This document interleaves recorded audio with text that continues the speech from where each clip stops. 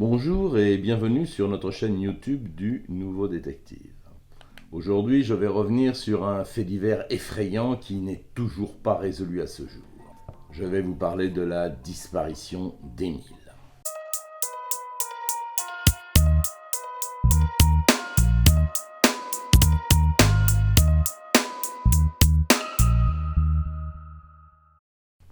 Une affaire particulièrement nébuleuse qui n'a pas encore livré tous ses secrets. Mais ces derniers jours, les choses ont bougé. Voilà ce que l'on sait. Depuis plusieurs jours maintenant, les gendarmes de la SR de Marseille, en charge du dossier, semblent s'intéresser avec insistance à un jeune garçon de Roussimal, un village situé à 4 km du Haut-Vernay. À tort ou à raison, les investigations aujourd'hui se sont recentrées sur lui. Cet adolescent de 16 ans qui dénote un peu dans le décor paisible de ce petit village perché dans les montagnes des Alpes de Haute-Provence. Depuis ce samedi maudit du 8 juillet, où vers 17h15, le petit Émile s'est volatilisé, de nombreuses recherches et investigations ont été faites, malheureusement sans succès.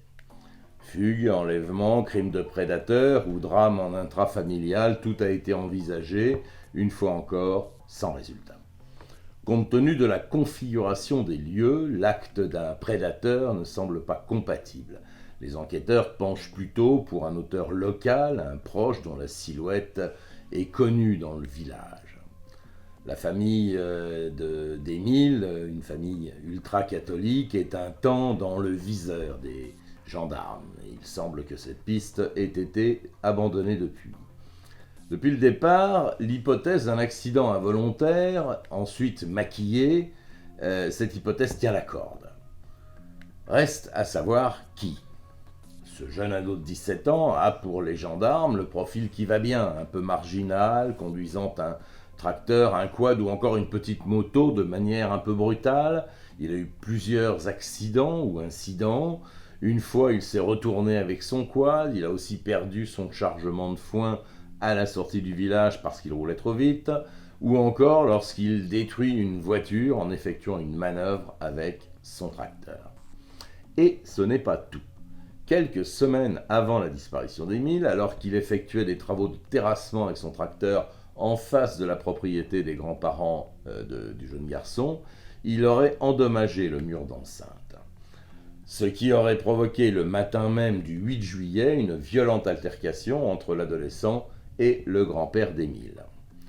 Et ce n'est toujours pas tout. Un témoin affirme aussi avoir remarqué dans l'après-midi du samedi 8 juillet un tracteur dans le village, événement qui n'arrive pour ainsi dire jamais. Pour être honnête et complet surtout, j'ajoute qu'on ne sait pas à qui cet engin agricole appartient. Et enfin, un élément à charge, et pas des moindres, alors que ce jeune homme circulait à vive allure dans le village avec son tracteur, un habitant l'interpelle et lui reproche sa conduite dangereuse, lui intimant de rouler doucement. L'ado lui aura alors répondu « De toute façon, si j'écrase un Vedo, comprendre Vedovini, c'est-à-dire le nom de famille du grand-père, c'est pas grave ». Une phrase peut-être lancée sur le ton de l'humour, mais qui depuis la disparition d'Émile prend une toute autre épaisseur.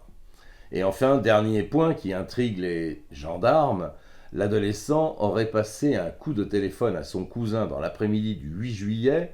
Or, ce cousin est un des deux seuls témoins à avoir vu Émile vivant ce jour-là. Le fameux cousin indique d'ailleurs aux enquêteurs que l'enfant ait pris une direction, puis ensuite il s'est rétracté en indiquant qu'il s'était trompé, que c'était donc une autre direction.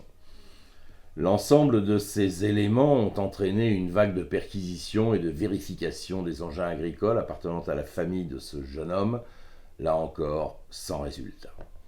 Je rappelle aussi qu'à l'heure où je relate ces faits, il n'y a toujours pas eu de garde à vue dans ce dossier. Donc l'enquête, comme vous pouvez le constater, avance à tout petits pas. Les habitants du Haut-Vernay attendent avec impatience l'épilogue de ce drame. Il y a dans ce village une atmosphère totalement irrespirable. Voilà, c'était ma minute judiciaire. Je suis cette affaire de près et je ne manquerai pas de vous tenir au courant de son évolution. Je vous propose de lire l'enquête complète de nos reporters sur le terrain, Mathieu Fourquet et Christophe Guérat, dans le Nouveau Détective à paraître ce mercredi. Je vous dis donc à la semaine prochaine sur notre chaîne YouTube du Nouveau Détective pour un autre dossier.